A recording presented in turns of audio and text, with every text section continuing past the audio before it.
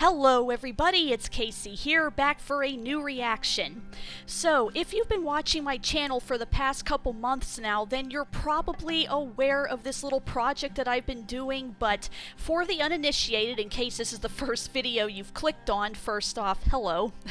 But, for the past few months now, I have been systematically going through a series of short animated films, which all of these have been recommended by this one YouTuber called The Mysterious Mr. Enter, and for a long time ago he did a video highlighting various admirable animations from around the web, and even though it's been over a decade now, at long last I am going through his recommendations list and doing reaction videos to each of these short films in order to just kind of highlight more like original things, because after doing reactions to already like pre-existing franchises and things for so long, I thought it would be really cool to take a little break from that and just watch a lot of these interesting little short films that have all been of just obviously all of various lengths and quality, but like all of them have been like very interesting and very amazing, and they all tackle various subject matter that you're probably not going to find in any mainstream media. So definitely check all of these artists out, and as usual I will always provide links in the description box below to the original video so that you can go and watch it for yourself without my commentary on it. Obviously I always suggest that you should probably watch these on your own first to not be spoiled, and then come and listen to my commentary if you want to. But so for today, we have a short film that normally the ones I've been picking are maybe like 4 to 5 minutes long. This is one of the few that is actually close to 10 minutes long, so we'll try to not mince too many more words here and just get right into it. But this was posted over 12 years ago, and it says this is a bachelor film project back from 2011 from the Animation Workshop, and it was directed by Bo Mathorn. And it says, for as long as anyone can remember, the coming of the Undertaker has meant the coming of death, until one day the grim promise fails and tension builds as the God-fearing townsfolk of Backwater wait for someone to die. Ooh, I think we're getting into another dark one here, so depending on what happens here, I mean, I got a small hint of what this plot is about, but nonetheless I'm trying to go into all of these as blind as possible. So of course, if this turns out to be a more mature audiences only thing, I'm going to have to put a disclaimer at the start. So nonetheless, if this does turn out to be what I think it is, you've been warned. But without further ado, let's get started. Today, we are checking out the Backwater Gospel. Ready? 3, 2, 1, play.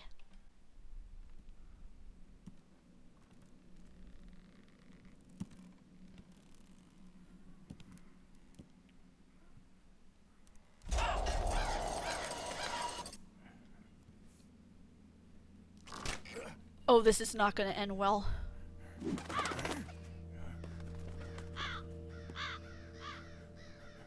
Okay, normally I like crows in real life, but oh, how'd I know that was going to happen?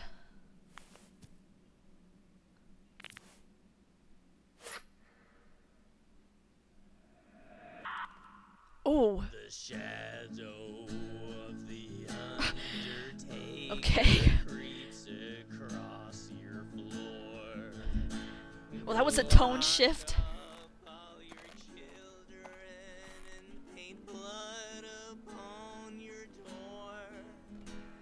Wait, what did that say on his guitar? He has something written on his guitar.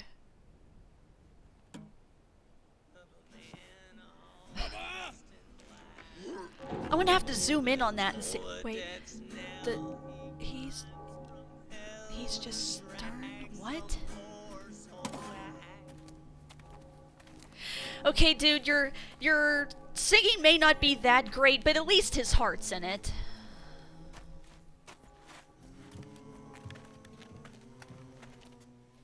Submit to the Lord! Why don't you try it? Burn!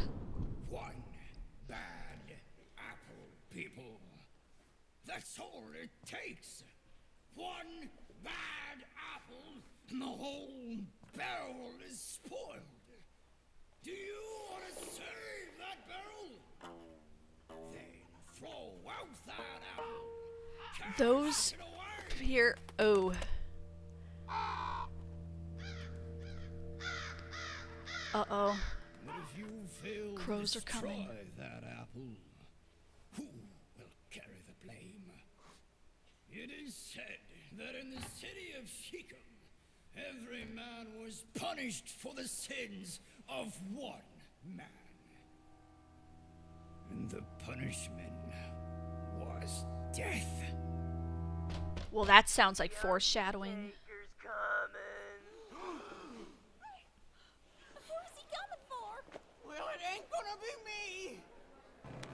me. Mob mentality, man. Stay with me. Do not abandon me, children. Sorry, Father. No. That old Bible speaks of doing service unto the Lord.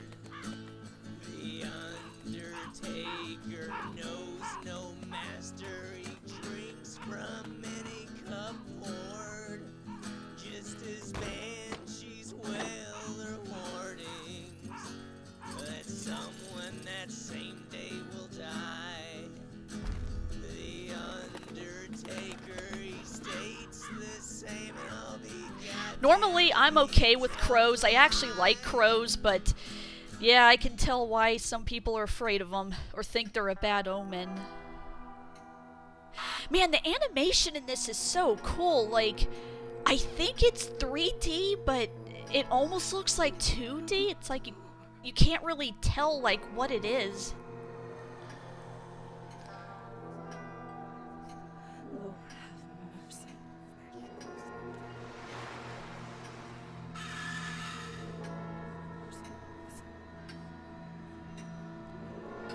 Man, I'm getting sort of like Final Destination vibes from this. In so much that, like, you can't hide from death. It's gonna come for you eventually.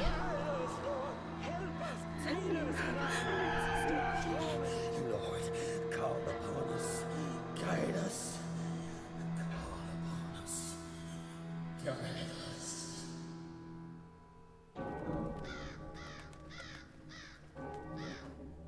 Yes, Father.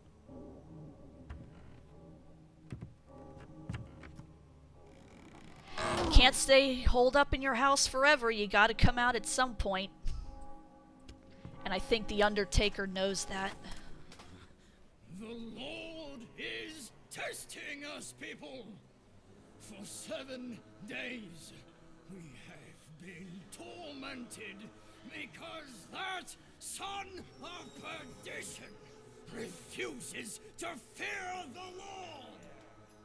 How long must we suffer from his wicked ways? The Lord wants us to destroy the bad apple, and with his sword in my hand, I say, the blasphemer shall be stoned! Oh man. This is getting so real. Like,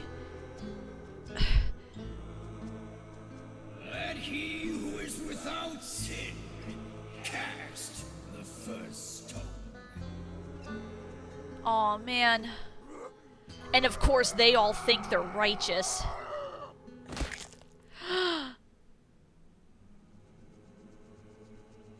Oh.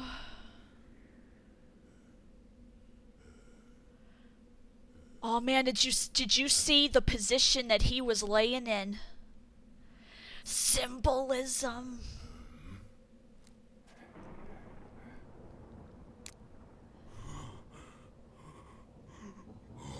God, no.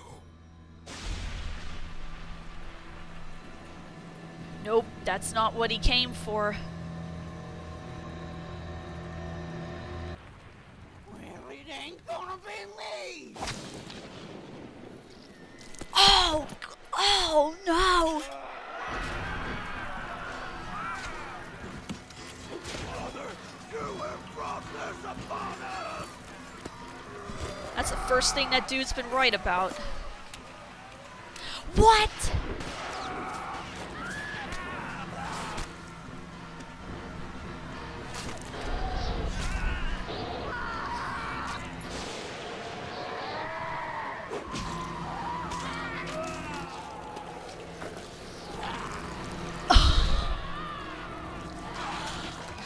Oh, God. Dude, that is not gonna work.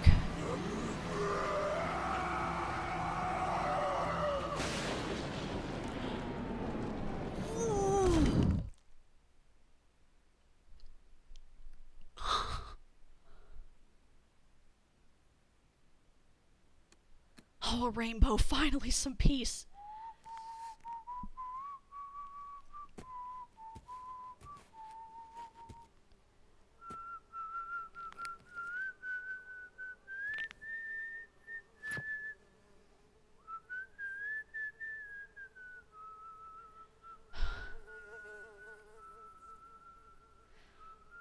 Oh.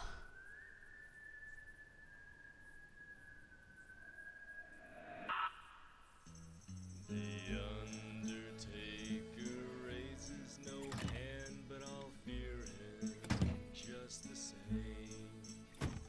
His presence foretells both blood and death, yet he shoulders not the blame. Like the shadow of the vulture, circling blackly overhead. The Undertaker is drawn to death like a knife is drawn to red.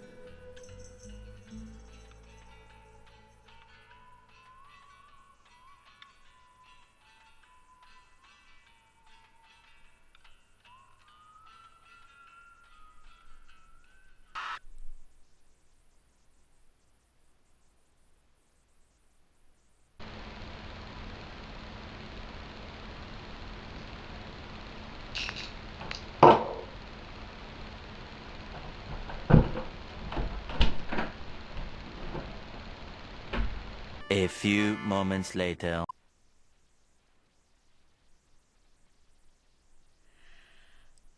Okay. Well, that was something. Wow. Okay, all right. Where do we even begin here? We got a ton to unpack here. Where do I even start? That was amazing.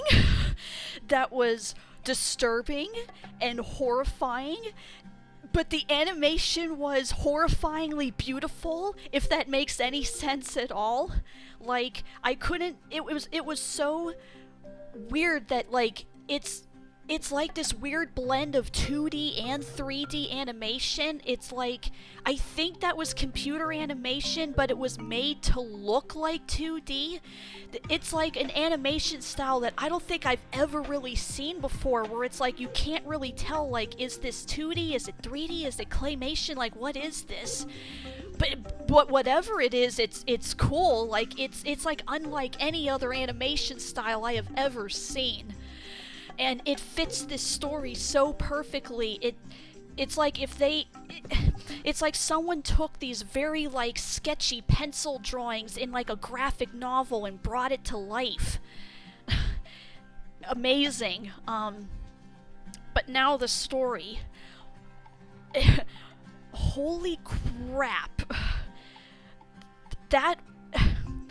Alright, so... As you probably kind of heard me say in the commentary as it was going along, it is so horrifying just how, like, true to life this actually is. And There's a Man in the Woods was also a bit like this when I did the reaction to that video. And by realistic, I mean in the sense of that this is something that is that in real life honestly happens, like the idea of mob mentality and how a lot of people, especially in particular religious figures, can take certain things from their own religious texts, in this case the Christian Bible, and takes these certain elements of it, but takes it completely out of context and twists those words into something that serves their own greedy and hateful needs. And in this case, we have the preacher here who is trying to keep a hold on this town by taking scripture and twisting it so that people will stay afraid and try to that's how he keeps control of the town, through fear. And it's probably why he hates the hobo so much, because it's like the hobo knows like that this preacher is like a fake, that the hobo knows like what's really going on here, and he's not going to cotton to the preacher's fear-mongering tactics. And so it's also interesting how this is a preacher who, and unfortunately this is also a real life thing where a lot of people fall under this God-fearing mentality, whereas the hobo, you can see how much he doesn't fear death and that he loves God, which now obviously I'm not gonna really like delve too much into like what you yourself should believe in or anything. This is coming from somebody who was raised in a Catholic household, and I can still recognize when, especially like in recent years, just all of the awful things that the church has done. This is a very like touchy and complicated subject that I'm probably not like too... I don't feel like... Not that I'm not uncomfortable talking about it, but I just feel like I'm probably not that like educated enough to really be the right person to talk about that subject too much. But just know that me personally, I always fell under the category of probably what the hobo is under, that I was always raised in a God-loving household, that God is somebody that you should turn to, that you should not be fearful of, and that if you start to get the mentality of like what the preacher and the townspeople were under, that is definitely like not something that the Catholic Church should subscribe to. At least that's not what I ever was taught, like in CCD class or anything. That's not what I ever like believed in at all. Like, if you find yourself falling under this mentality of going into finding so much hate in your heart and going after a certain like other religious group or race or anything, especially to the point where you're going to be like attacking somebody like that, like something is very wrong. But it's also just so like powerful and so horrifying how that when the mob finally goes after the hobo, how the hobo actually ran towards the Undertaker, like he essentially ran towards death, that he actually would rather like be dead than face whatever the mob was going to do to him, that he understood that the Undertaker as scary as he looks in this interpretation, the Undertaker isn't evil. Like, he's essentially death, like, personified, but death isn't a bad thing. Like, it's not inherently a bad thing. Like, it's a sad thing, but it's not inherently a bad thing at all.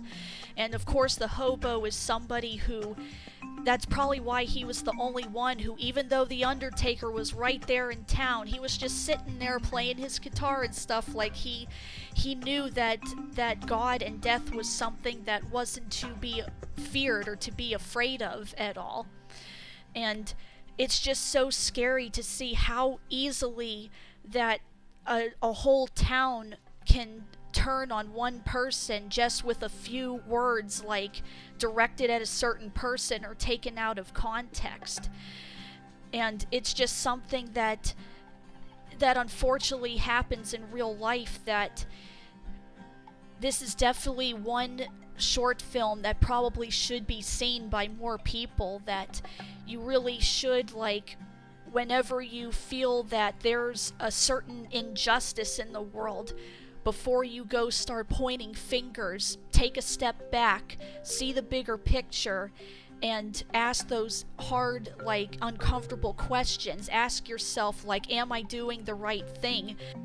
But man, that ending especially, you could tell that that the Undertaker / Death, whatever you want to call him, he knew what was going to happen, and it's so scary how he didn't have to lift a single finger to take out this entire town full of hateful people. All he had to do was just sit there and wait and just let them destroy themselves. And this is something that, if any of you guys out there are fans of the Twilight Zone, this is something that has definitely been done a lot. Probably the most infamous example is the episode The Monsters Are Due on Maple Street. That one is an excellent example of mob mentality and how fear can turn a town against each other. And we have a perfect example of that here, where all it takes is just one outcast or outsider or person who just goes against the normal conventions to make everybody freak out. And I really enjoyed the obviously I'm going to have to rewatch this again to pick up on all those little details in the background, but there was definitely some foreshadowing going on ahead of time, like how the preacher was saying that, like, all it takes is, like, one bad apple to like ruin the whole batch. And I think we all know who the real bad apple of this town was. But yeah, that's it. That's the Backwater Gospel. I hope I articulated my thoughts as best I could. Definitely, from what I could see here in the comments section, there are so many, like, philosophical discussions going on just in this message board here under the original video, which I highly recommend that you go and listen to everybody's commentaries down below, because it seems like everybody here is, obviously, I think they could articulate their thoughts a little bit better than mine. When I'm kind of put on the spot here, it's like I'm still just kind of reeling from what I just saw, but, like, that was just so amazing and just so utterly, like, brilliant in its execution. And there was just so many, like, in the span of 10 minutes, we got so many, like, symbolism and layers as to what was going on. And just this horrifying lesson in how you can easily be turned into a monster, and how the person that you thought was the monster is actually, like, maybe the kindest person of all. That, and if you are the religious type, or even whether you are or not, whatever sort of belief system that you ascribe to, if said belief system is starting to, like, if you can feel it in your heart that your belief system is starting to, like, really make you uncomfortable, or you start to feel that maybe the things that you are being taught is something that is wrong, definitely check yourself. Definitely try and do your research. Pay attention to what people are saying versus what they're doing. And just be careful out there. That's all I can say. Is obviously go into everything in your life with an open mind, and just try to not have any hate in your heart. I guess that's ultimately, if nothing else, that's the lesson we can take from this, is just don't be a dick.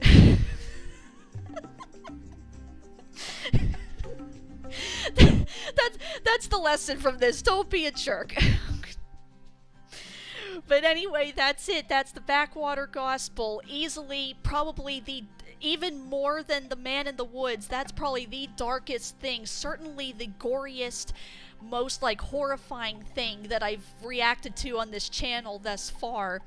But it is still definitely worth your time to go and look it up and watch it. This is definitely something that, with the right warnings, should probably become required viewing in maybe even in schools, provided that they would be allowed to like show something like this in terms of the goriness, I mean. But it's definitely like an old lesson that everybody needs to learn.